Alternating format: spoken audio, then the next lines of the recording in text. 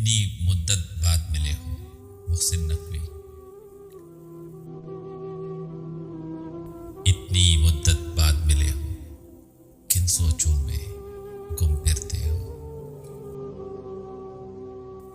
इतने खाइफ क्यों रहते हो, हर आहट से डर जाते हो।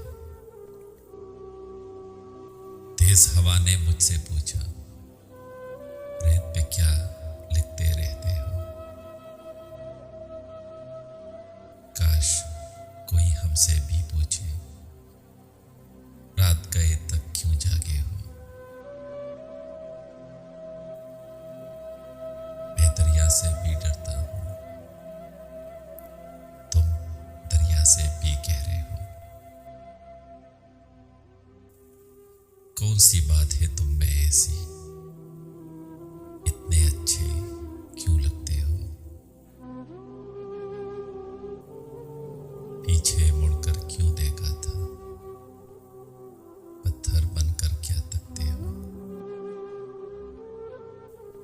जाओ जीत का जश्न मनाओ, मैं झूठा हूं तुम सच्चे हो। अपने शहर के सब लोगों से मेरी खातिर क्यों उलझे हो।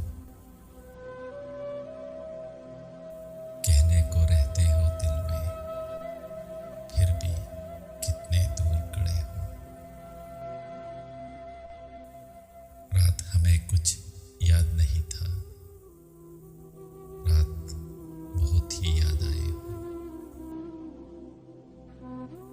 हमसे न पूछो हिज्र के किस्से, अपनी कहो अब तुम कैसे हो।